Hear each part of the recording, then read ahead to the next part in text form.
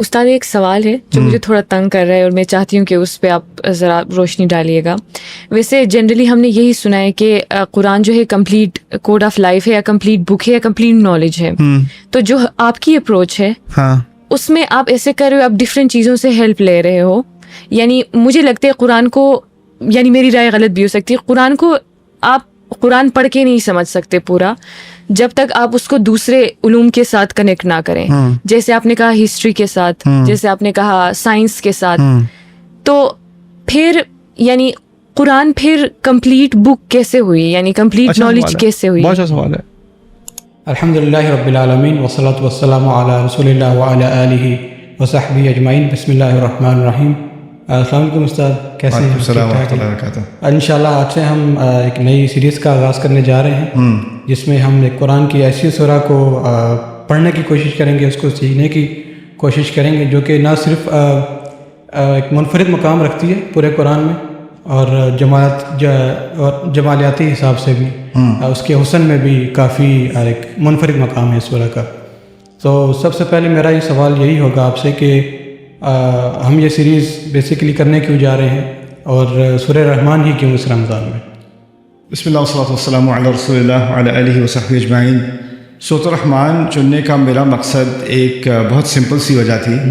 بچپن سے جس بھی حلقے میں گیا ہوں, جو زیادہ مذہبی ہوں زیادہ نہ ہوں, پاکستانی جو ہمارے لوگ ہیں یا انڈینز ہیں, ان کے ہاں اگر قرآن سننے کو ملتا ہے زیادہ تر سورۃ الرحمن سننے کو ملتی ہے. بالکل.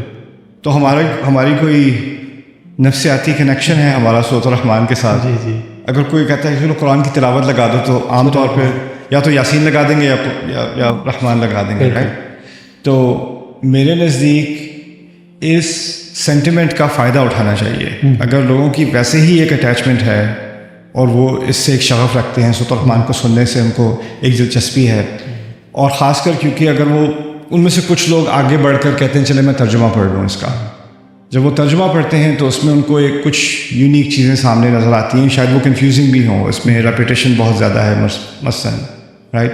اور اس میں کیا ایسی بات ہے جو اس کو اتنا خاص کرتی ہے. یعنی ظاہری طور پہ لگتا ہے کہ اس میں وہ مضامین ہیں جو اور جگہ پر بھی ہیں قرآن میں, تو اس میں کیا خاص بات ہے کہ سورۃ الرحمن کا اتنا اعلیٰ مقام ہے اور ہماری اس سے اتنی اٹیچمنٹ ہے. شاید صرف اس کی وجہ اس کی خوبصورتی ہے جو سننے میں آتی ہے, اس کی آرٹسٹک ایک اس کی ڈیمینشن ہے. تو ان سوالات سے آگے بڑھ کے ہماری کوشش یہ ہوگی کہ اس صورت میں جو خوبصورتی ہے, اس میں جو حکمت ہے, اس میں جو ہماری لائف کے لیے نصیحت ہے, روزمرہ کی زندگی کے لیے نصیحت ہے, اس کو ہم ذرا ایکسٹریکٹ کر سکیں, اس میں سے اس کو استخراج کر کے عام لوگوں کے سامنے لا سکیں. تم لوگوں کو پتہ ہے ہم جب تحقیق کا کام کرتے ہیں اور میری جو ڈیپر لک سیریز انگلش میں ہوتی ہے وہ ہوتی ہے, تو مفسرون کے اقوال اور لنگوسٹکس اور ہر طرف کے پہلو سے ہم آیت کو سمجھنے کی کوشش کرتے ہیں, تو وہ کافی ایکیڈیمک قسم کی بات ہو جاتی ہے. اس چیز کا مقصد ہمارا انشاءاللہ یہ ہوگا کہ ہر آیت کے بارے میں مختصر بات, یعنی ہماری بنیاد تو ریسرچ ہی ہے, لیکن بات کو ریسرچ کے طور پہ پریزنٹ کرنے کے بجائے آسان زبان میں کوئی بھی سمجھ لے, کوئی غیر مسلم ہو, اردو سمجھتا ہو, ہندی سمجھتا ہو, وہ بھی سمجھ لے کہ یہ قرآن کیا بات کر رہا ہے, اس آیت کے بارے میں یا اس صورت کے بارے میں کیا بات ہو رہی ہے. تو انشاءاللہ یہ مقصد ہے, اور امید ہے کہ اس رمضان میں لوگ تھوڑا تھوڑا کر کے, یعنی کیونکہ رمضان ہمیشہ کوانٹٹی کے بارے میں ہو جاتا ہے نا, قرآن پورا کرنا ہے, تراویحیں پوری کرنی ہے, ختم کرنا ہے, کتنے ختم کیے, تو ہمارا مقدار پہ زیادہ فوکس ہوتا ہے اور معیار پہ کم ہوتا ہے, رائٹ. کوانٹٹی زیادہ فوکس ہوتا ہے اور کوالٹی پہ کم فوکس ہوتا ہے. تو ایک صورت کو لے کے ذرا آرام سے, تحمل سے تھوڑا تھوڑا ٹائم گزار کے اس پہ غور کر کے, مقصد یہ ہے کہ اس رمضان کے بعد قرآن کے ساتھ ہمارا صرف ایک مقداری تعلق نہ ہو, بالکل, بلکہ ایک معیاری تعلق بھی ہو. اور معیار کے لیے کم, یعنی مقدار کم لیکن فوکس زیادہ, اس کی ضرورت ہوتی ہے. تو یہ مقصد ہے انشاءاللہ تعالی. تو استاد اس معیار کو برقرار رکھنے کے لیے اس سیریز میں ہم تدبر سے ہیلپ لیں گے یا پھر تفسیر کا ہیلپ لیں گے؟ یہ اچھا سوال ہے, کیونکہ تدبر اور تفسیر میں ایک بنیادی فرق ہے جو عام لوگوں کی سمجھ میں نہیں آتا. اس کے کئی جوابات ہیں, لیکن میرے نزدیک جو جواب مجھے ابھی تک سمجھ میں آیا, جو مجھے کنونس کرتا ہے, وہ یہ ہے کہ تفسیر کا اصل مقصد ہے کہ آیت کو صحیح طریقے سے سمجھا جائے. یعنی اس لفظ کا جو معنی ہے، اس آیت کا جو معنی ہے، اس کو ہم غلط معنی میں تو نہیں لے رہے، یا اس کا ایک خاص کانٹیکسٹ ہے، ایک خاص وقت پر یہ آیت آئی تھی اور اس کا اس واقعے سے تعلق ہے، یا اس کی ایک پوزیشن ہے، اس پوزیشن کو ہم غلط تو نہیں سمجھ رہے، رائٹ؟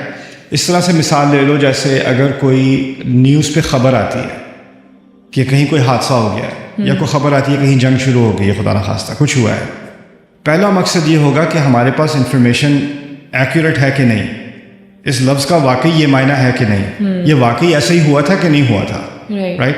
تو وہ جو تحقیق ہے کہ ہم جو فیکٹس ہیں، جو بنیادی اصل بات ہے، اس کی تہ تک پہنچے کہ ہوا بات کیا کہی جا رہی ہے، اصل میں اس کا معنی کیا ہے، اس کا مفہوم کیا ہے، وہ ہے اصل میں تفسیر کا مقصد، ٹھیک ہے؟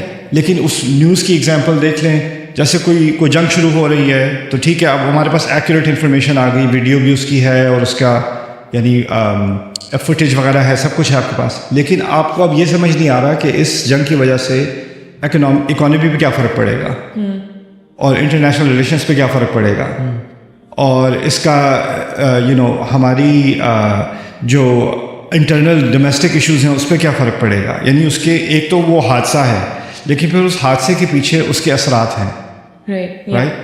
اور وہ اثرات صرف نیوز دیکھنے سے سمجھ نہیں آتے، اس کے لیے آپ کو ایک اینالسٹ کی ضرورت ہوتی ہے جو شاید جیو پالیٹکس سمجھتا ہے، جو اکنامکس سمجھتا ہے، کوئی اور ایکسپرٹ ہے وہ کسی اور پہلو سے بات کرے گا، سائیکولوجیکل پہلو سے بات کرے گا، جنریشنل جو سوسیولوجسٹ ہے وہ آگے کی جنریشنز کی بات کرے گا، اس کا کیا افیکٹ ہو سکتا ہے، ایکسیٹرا ایکسیٹرا، اس کا باقی ریجن میں اور ملکوں پہ کیا اثر ہوگا جو اس ریجن کے ساتھ ہے بھی نہیں لیکن پھر بھی ادھر اثر ہو رہا ہے، رائٹ؟ تو یہ تمام ایکسپرٹیز جو ہیں وہ واقعہ تو ایک ہی ہے، انفارمیشن ایک ہی ہے، لیکن ہر کوئی اپنے پہلو سے اس کو اینالائز کر کے اس کا جو امپیکٹ ہے نا، اس کے جو اثرات ہیں، اس کو سمجھنے کی کوشش کر رہا ہے۔ اصل میں تدبر ایک طرح سے یہ کام ہے، ایک تو آپ نے آیت ٹھیک سے سمجھ لی، اچھا اس کا مطلب یہ ہے، لیکن اس کے پیچھے اس کے اثرات کیا ہیں، میرے اوپر اثرات کیا ہیں، دنیا کے اوپر اثرات کیا ہیں، اور اس کے پیچھے جو حکمت ہے یا اس کے پیچھے جو چیز ہم مزید سیکھ سکتے ہیں وہ کیا ہے، رائٹ؟ تو میرے نزدیک تفسیر کا حق ادا کرنا چاہیے، لیکن اگر تفسیر پر بات رک جائے تو قرآن کا حق ادا نہیں ہوتا۔ تو تفسیر ایک طرح سے جس طرح وضو ہے پری ریکوزٹ ہے نماز کے لیے، تو تفسیر ایک طرح سے پری ریکوزٹ ہے تدبر کے لیے۔ تفسیر کا مقصد ہے کہ آپ نے بات تو کم از کم صحیح سمجھی نا۔ اگر کوئی والشمس وضحاہا پڑھ رہا ہے اور شمس کے معنی لے رہا ہے چاند، تو اس کا تفسیری مسئلہ ہے، بنیادی تفسیری مسئلہ ہے اس کا، رائٹ؟ یعنی اس طرح سے تو کوئی بھی کسی بھی لفظ کو کسی ڈائریکشن میں لے جائے، رائٹ؟ تو تفسیر کیا کرتی ہے، آپ کو ایک خاص ڈائریکشن میں اس کو وہ پوائنٹ کر دیتی ہے۔ اس کے بعد تدبر کیا ہے کہ اب کیونکہ آپ کا ذہن اس طرف مائل ہو گیا ہے، اب اس طرف ہی فوکس کر کے آپ کیا کیا چیزیں ڈسکور کر سکتے ہیں۔ لوگ عام طور پہ کہتے ہیں جی اگر تدبر کریں گے تو یعنی ہر کوئی اپنا ہی کوئی تدبر نکال لے، ہر کوئی اپنا ہی معنی نکال لے، تو پھر تو قرآن کا ایک معنی ہی نہیں رہا، اتنے سارے معنی نکل آئیں گے، ہر آیت کے 1000 معنی نکل آئیں گے۔ یہ بات بھی ایک طرح سے صحیح معلوم ہوتی ہے کہ یہ ہو سکتا ہے، لیکن یہ اس وقت ہوتا ہے جب تفسیر کا حق ادا نہ کیا جائے۔ تو ہوا یہ ہے ہمارے کلچر میں کہ مسلمان دنیا میں عام طور پر یہ ہوا ہے کہ جن لوگوں کو تفسیر سے شغف ہے اور جو تفسیر کی اہمیت کو سمجھتے ہیں وہ تفسیر پہ جا کے رک جاتے ہیں، اور جن لوگوں کو تدبر کا شوق ہے وہ تفسیر کا حق ادا نہیں کرتے، تو وہ اپنی طرف سے اب میں کیا لفظ استعمال کروں، مارنی شروع کر دیتے ہیں، رائٹ؟ کہ یہ آیت کا یہ مطلب ہے، یہ مطلب ہے، یہ مطلب ہے، لوگوں نے سمجھا نہیں، میں بتاتا ہوں آپ، رائٹ؟ تو اس قسم کی الٹی سیدھی تھیوریز نکلنی شروع ہو جاتی ہیں۔ مقصد قرآن کا اصل مقصد تدبر تھا، لیکن حق کو سمجھنے کے بعد۔ تو پھر جو ایک ایکسٹریم ہے اس میں لوگ بغیر علم کے تدبر شروع کر دیتے ہیں، رائٹ؟ جو دوسرا پہلا ایکسٹریم ہے نا کہ صرف تفسیر پڑھ لی، چلو اب پتہ چل گیا کہ ابن کثیر رحمہ اللہ نے کیا کہا تھا، شنقیطی نے کیا کہا تھا، ابن عاشور نے کیا کہا تھا، آلوسی نے کیا کہا تھا، فلاں، اور کچھ تفاسیر میں تفسیر ہوتی ہے اور تفسیر کے بعد تھوڑا بہت تدبر بھی ہوتا ہے۔ ایسا نہیں ہے کہ کسی بھی تفسیر میں صرف خالص تفسیر ہے، تفسیر میں ایک تدبر کا ایلیمنٹ ہوتا ہے، لیکن وہ ان کا تدبر ہے، انہوں نے تدبر کا جو ایک ذخیرہ ہے اس کو ایگزاسٹ نہیں کیا، رائٹ؟ لیکن ایک ذہنیت بن جاتی ہے کہ اگر کسی شخص نے 5ویں صدی میں، 8ویں صدی میں، 10ویں صدی میں تفسیر لکھ دی اور اس نے یہ کام کر دیا، تو اب ہمیں اپنا دماغ استعمال کرنے کی کوئی ضرورت نہیں ہے، جو کہا جا سکتا تھا قرآن کے بارے میں وہ کہا جا چکا ہے، اب ہمیں صرف اس کو پڑھنا ہے اور جو پڑھا ہے اس کو آگے پڑھانا ہے. لیکن اگر ذرا سا انسان سوچے کہ جس شخص نے 10ویں صدی میں یا 8ویں صدی میں تفسیر لکھی ہے رائٹ, اس نے بھی کوئی نیا کام کیا ہے. تو اگر آپ اس وقت ہوتے تو آپ اس سے کہتے آپ کیوں لکھ رہے ہیں بھائی, آپ سے پہلے کسی نے لکھی ہوئی ہے, آپ کیوں یہ بات کر رہے ہیں رائٹ. تو آپ کون ہوتے ہیں لکھنے والے, بالکل رائٹ. تو اگر یہ تھاٹ پروسیس تاریخی ہوتا تو ہمارے پاس کوئی تفسیر ہی نہ ہوتی, نہ تدبر ہوتا. تو اس لیے ان دونوں کا تعلق سمجھنے کی ضرورت ہے. اور اس میں میرے نزدیک جو ہماری ٹیم نے جو چیز میں لوگوں کو بار بار ری ایمفیسائز کرتا ہوں, ہمیں مفسرون کا پورا فائدہ اٹھانا ہے بالکل, لیکن اس کے بعد ہمیں اکانومسٹ سے جا کے بات کرنی ہے, ہمیں سائیکالوجسٹ سے جا کے بات کرنی ہے, سوسیولوجسٹ سے بات کرنی ہے, پولیٹیکل سائنٹسٹ سے بات کرنی ہے, ہسٹورین سے بات کرنی ہے. وہ ان دنیاؤں کے ایکسپرٹس ہیں جس کی ایکسپرٹیز شاید مفسر کے پاس نہ ہو. لیکن اب کیونکہ ہمارے پاس تفسیر ہے تو تدبر کے لیے ہم اگر آیت تاریخ کے بارے میں تھی تو شاید کسی مورخ سے بات کر کے ہمیں تدبر کے اور ذخیرے ملے. اگر اقتصاد کے بارے میں تھی تو کسی اکانومسٹ سے بات کر کے ہمیں تدبر کے ذخیرے اور ملے. تو یہ ہے تفسیر اور تدبر کا آپس میں ایک جوڑ. تو قرآن کے تدبر کے بارے میں ایک آخری بات جو بہت ضروری ہے وہ یہ ہے کہ ایک تدبر ہے کہ قرآن کی اس آیت کا ہماری زندگی پہ حقیقت کے سمجھنے میں یا دنیا پر کیا تبصرہ ہو رہا ہے, اس کے اثرات کیا ہیں, یہ بات ہو گئی. دوسرا یہ ہے کہ قرآن کی اپنی ایک داخلی دنیا ہے, یعنی ایک دنیا سے, قرآن سے باہر ایک دنیا ہے, قرآن کے اندر ایک اور دنیا ہے. اور تدبر کا ایک فائدہ یہ بھی ہے کہ جو قرآن کے اندر کی دنیا ہے نا وہ بھی آپ کو زیادہ اچھی طرح سے سمجھ میں آنی شروع ہو جاتی ہے. بالکل, یعنی وہ ایک الگ ہی جگہ ہے, ایک الگ ہی حقیقت ہے جو تدبر کے ذریعے سے ہی سمجھ آتی ہے. اگر آپ نے ایک آیت یہاں پڑھ لی, ایک آیت وہاں پڑھ لی, کبھی یہ صورت یہ پڑھ لی, کبھی وہ صورت وہ پڑھ لی, تو آپ اس دنیا کو ذرا سا چھو کے آپ نکل جاتے ہیں باہر. لیکن اگر آپ ذرا فوکس کریں کہ یہ آیت فرض کریں, یہ صورت کہاں پر ہے, اس صورت کے مضامین کیا ہیں, یہ اکٹھے کیوں ہیں, یہ اس صورت میں اکٹھے کیوں ہیں, اور اس کے بعد والی صورت کیا ہے, اس سے پیچھے والی صورت کیا ہے, اس طرح کی اور صورتیں کون سی ہیں. یعنی آپ اس کو ذرا زوم آؤٹ کر کے پھر زوم ان کریں, پوری طرح سمجھنے کی کوشش کریں, تو وہ بھی تدبر کا ایک پروسیس ہے, اور وہ تفسیر سے الگ ہے میرے نزدیک. صحیح, ٹھیک. تو اس سے ریلیٹڈ میں ایک اہم سوال جو کہ بہت سارے لوگ بھی جاننا چاہتے ہیں کہ آپ کا تھاٹ پروسیس کیا ہوتا ہے جب بھی آپ کسی بھی سورہ کو پڑھنے جاتے ہیں یا کوئی ایک سورہ سیکھنے کی کوشش کرتے ہیں, تو آپ کیسے اس کو سٹارٹ کرتے ہیں؟ میں اس طرح سمجھ لو میکرو سے مائکرو, باہر سے اندر آنے کی کوشش کرتا ہوں. صحیح. تو باہر پہلے یہ ہے کہ یہ سورت فرض کریں, اب سورۃ الرحمن کے بارے میں بات ہو رہی ہے تو اسی کی مثال لے لیتے ہیں. تو سورۃ الرحمن پہلے تو کہاں پر ہے قرآن میں؟ سورہ نمبر 55 ہے رائٹ, مکی صورت ہے. اس کے ارد گرد 7 صورتیں ہیں جو مکی ہیں, اور یہ ایک گروپ ہے صورتوں کا, ان کی آپس میں بہت گہرے تعلقات ہیں ان 7 صورتوں کے, سورۃ قاف سے لے کے سورۃ الواقعہ تک, اور یہ اس گروپ کا ایک حصہ ہے. تو پہلے اس گروپ کو سمجھنے کی کوشش کریں. جیسے آپ کسی گھر کو دیکھ رہے ہیں تو پہلے محلے کو دیکھ لیں, سوسائٹی کو دیکھیں, پہلے باہر کا ویو دیکھ لیں. پھر اس کے تو پہلا ہے کہ یہ کون سے مجموعے کا حصہ ہے, قرآن کے کون سے حصے کا حصہ ہے. 2 طرح کے کانٹیکسٹ ہوتے ہیں, 2 طرح کے سیاق ہوتے ہیں.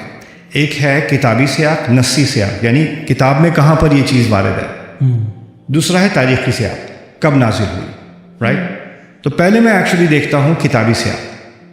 پہلے تاریخی سیاق جب میں اس صورت تک پہنچتا ہوں انڈیویجولی, پھر اس کے بعد میں تاریخی سیاق کو زیادہ گہرائی میں دیکھتا ہوں.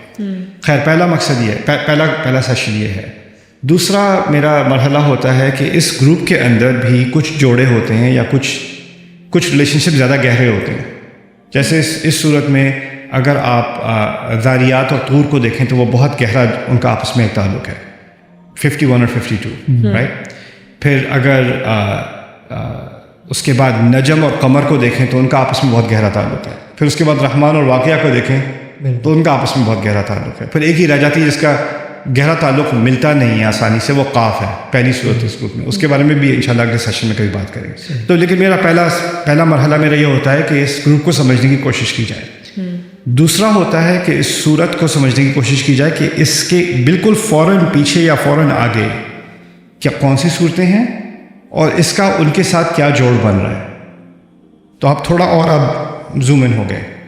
پھر اس کے بعد تھوڑا اور زوم ان. اچھا اس صورت کے اندر جو مضامین ہیں وہ کس طرح سے ان کی ترتیب ہے, ان کا آپس میں کیا تعلق ہے, ان کی آپس میں کیا لاجک ہے, وہ تیسرا مرحلہ ہے. اور اس کے بعد جا کے آخر میں ایک آیت لے کر دوسری آیت لے کر اس کا مطالعہ شروع کرتا ہوں. اور اس میں بھی میں پہلے تفسیر نہیں پڑھتا, پہلے میں صورت پڑھتا ہوں, آیت پڑھتا ہوں, اور آیت کے بارے میں میرے ذہن میں جو خیالات آتے ہیں یا جو سوال آتے ہیں میں ان کو ڈاکیومنٹ کرتا ہوں.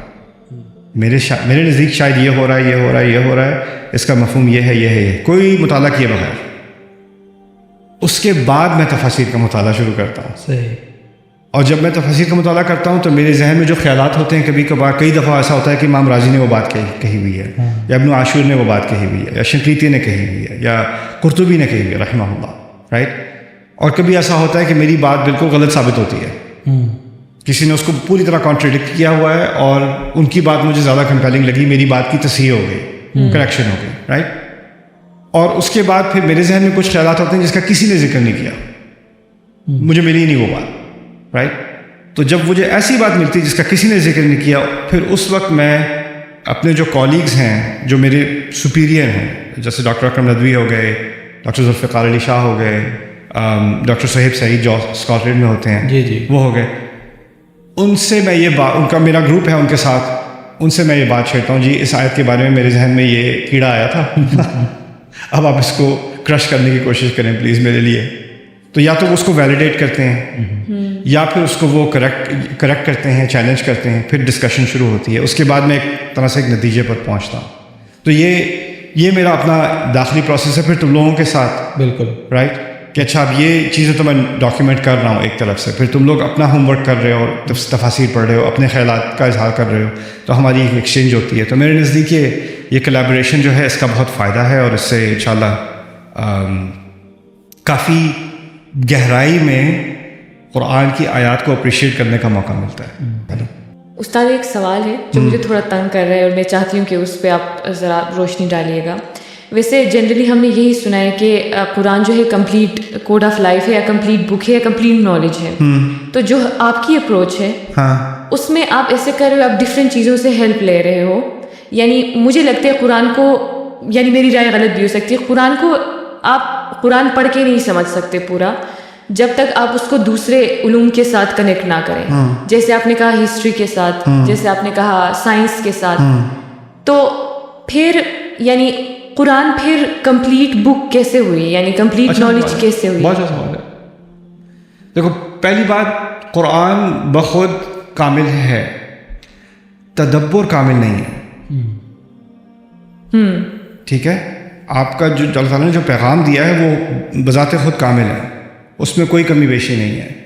انسان کا یعنی اس طرح سوچ لو کہ زمین کی سطح کے نیچے ایک بہت بڑا خزانہ ہے. خزانہ بالکل پرفیکٹ ہے. میری صلاحیت کہ میں اس خزانے کو ایکسٹریکٹ کر سکوں وہ پرفیکٹ نہیں ہے. مجھے مختلف ٹولز چاہیے اس کو ایکسٹریکٹ کرنے کے لیے, رائٹ. تو وہ تو مجھے چاہیے نا. اب جیسے فرض کرو قرآن نے کہا افلا ينظرون الى الابل كيف خلقت, اونٹ کو کیوں نہیں دیکھتے کیسے بنایا گیا. اب میں نے کبھی زندگی میں نہ اونٹ کے بارے میں سوچا, نہ میں نے دیکھا, نہ میں نے پڑھا, بس میں نے آیت پڑھی. ٹھیک ہے, مجھے آیت سمجھ تو آئے گی, لیکن اگر اس آیت کو مجھے واقعی اپریشیٹ کرنا ہے تو کم از کم ایک دو اونٹ کی ویڈیوز تو دیکھ لوں. کوئی جا کے اونٹ پہ کوئی بیٹھ جائے, کسی نے اونٹ پہ سفر کیا ہو, کسی نے اونٹ کی انیٹمی پڑھی ہو, کسی نے ایسے لوگوں سے بات کی ہو جو اونٹوں کے ساتھ کام کرتے ہیں ساری زندگی, وہ اس آیت کے بارے میں کچھ سیکھے گا کہ نہیں؟ بالکل سیکھے گا تو صحیح. قرآن کا فارمولہ یہ ہے کہ وہ آپ کو اپنے اندر انوائٹ کرتا ہے, اس کی اپنی ایک دنیا ہے اس میں, جس میں کہہ رہا تھا, لیکن پھر وہ آپ کو باہر کی دنیا میں پش کر دیتا ہے بار بار. اس کی آیات ہی ایسی ہیں, اللہ تعالیٰ کی آیات ہی ایسی ہیں, سنوریہم آیاتنا فی الآفاق وفی انفسہم حتی یتبین لہم انہ الحق, رائٹ. تو وہ قرآن کا ایک فارمولہ ہی یہی ہے کہ اس کا تدبر سمجھنے کے لیے وہ آپ کو بار بار کہتا ہے باہر جا کے دیکھو, سیروا فی الارض فانظروا, جاؤ زمین میں جاؤ دیکھو. قرآن کہہ رہا ہے, قرآن پڑھنے کے بجائے کہہ رہا ہے جاؤ کہ باہر جا کے دیکھو, رائٹ.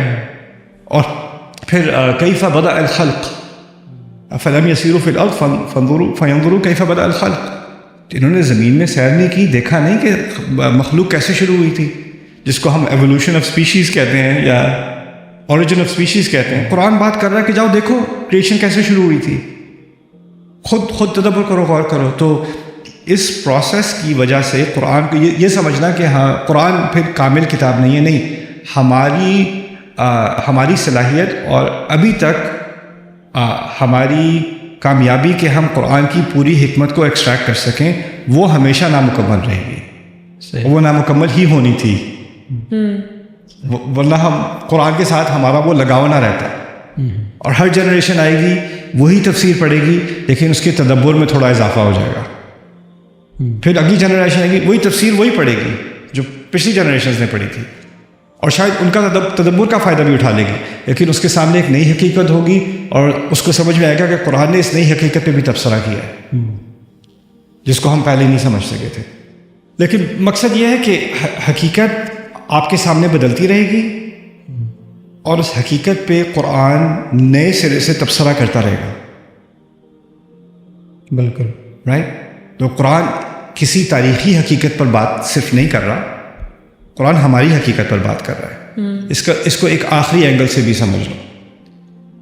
دو طرح کے فوائد ہیں قرآن کے اندر. ایک تو ہے قرآن نے ہمارا جو زندگی گزارنے کا طریقہ ہے، جو مذہبی ہدایت ہے، وہ مکمل کر دی ہے. الیوم اکملت لکم دینکم، ٹھیک ہے. لیکن قرآن حقیقت پر بھی تبصرہ ہے، صرف ہمارے دین پر تبصرہ نہیں ہے. جو قرآن کا ہمارے دین پر تبصرہ ہے وہ شروع سے کامل ہے، لیکن جو قرآن کا حقیقت پر تبصرہ ہے، سیاست پر تبصرہ ہے، اقتصاد پر تبصرہ ہے، نفسیات پر تبصرہ ہے، سائنس پر تبصرہ ہے. جس بھی دنیا کی کسی بھی فیلڈ میں چلے جاؤ، اپنی زندگی میں یا ایکیڈیمک اسکیل پر یا میکرو اسکیل پر، کسی بھی اسکیل پر چلے جاؤ، جو حقیقتیں نئی ایمرج ہوتی رہتی ہیں نا، اس پر بھی قرآن کا کنٹینیوس تبصرہ ہے. بالکل ٹھیک ہے. تو وہ ایک آن گوئنگ پروسیس ہے جو کبھی ختم نہیں ہوگا. اس لیے تفسیر کا کام ختم ہو چکا، لیکن تدبر کا کام ابھی باقی ہے، ابھی وہ ہمیشہ تک رہے گا. اور اصل میں قرآن کا معجزہ ہی تدبر ہے. افلا يتدبرون القرآن ولو كان من عند غیر اللہ لوجدوا فيه اختلافا كثيرا. اگر وہ قرآن اللہ تعالیٰ کی طرف سے نہ ہوتا، اللہ تعالیٰ خود کہتے ہیں تدبر کیوں نہیں کرتے قرآن پر، اگر قرآن اللہ تعالیٰ کی طرف سے نہ ہوتا تو اس میں بہت سارے اختلافات پائے جاتے. اور یہ ہوتا کہ شاید پچھلی جنریشن 800 سال پہلے، 1000 سال پہلے، 1200 سال پہلے اتفاق کر لیتی، پھر بعد میں نئی ڈسکوریز آئیں، نئی حقیقت سامنے آئی، نئی سوسائٹی ایمرج ہوئی، تو اب اختلاف آ گیا. اب کہا لیکن اللہ تعالیٰ کہنے تدبر کریں گے تو سمجھ آئے گا کہ کوئی بھی سوسائٹی آ جائے سامنے لیکن وہ اختلاف نہیں کر پائے گی. قرآن اس حقیقت پر بھی ایسا تبصرہ کرے گا جیسے ابھی آج ہو رہا ہے. رائٹ. اور اسی وجہ سے میرے نزدیک جو لوگوں کے کنٹمپریری ایشوز ہوتے ہیں، لوگ کہتے ہیں کہ بھائی قرآن نے یہ بات کر دی ہے لیکن یہ ہماری ماڈرن سوسائٹی سے فٹ نہیں کرتی، یا یہ کوئی پریمیٹیو بات ہو رہی ہے یا پری ماڈرن بات ہو رہی ہے، پرانے زمانوں کی بات ہو رہی ہے، اور جو اس کے لاز ہیں وہ آؤٹ ڈیٹڈ ہیں. میرے نزدیک ہم نے ان لاز کو صحیح سے سمجھا ہی نہیں. ان کا سوسیولوجیکل امپیکٹ، ان کا اکنامک امپیکٹ، ان کا پولیٹیکل امپیکٹ، ان کا سائیکولوجیکل امپیکٹ ہم نے سمجھا ہی نہیں. ہم نے اس کو صرف ایک لیگل کوڈ یا تھیولوجیکل کوڈ سمجھ کے اس کو ریسٹرکٹ کر کے پھر کہا نہیں اس کی کیا ریلیونس ہے، اس کا کیا فائدہ ہے، دنیا بدل گئی ہے. لیکن اگر آپ تھوڑا سا اسٹیپ بیک کر کے ذرا اینالائز کرنے کو، لا کو صرف مختلف زاویوں سے، صرف لیگل زاویے سے نہیں، مختلف زاویوں سے اینالائز کرنے کی کوشش کریں گے، آپ کے سامنے بات آئے گی کہ بھائی دنیا واپس قرآن کے لا کی طرف ہی آئے گی. ہمیں لانا ہی نہیں پڑے گا، وہ خود آ جائے گی. سبحان اللہ.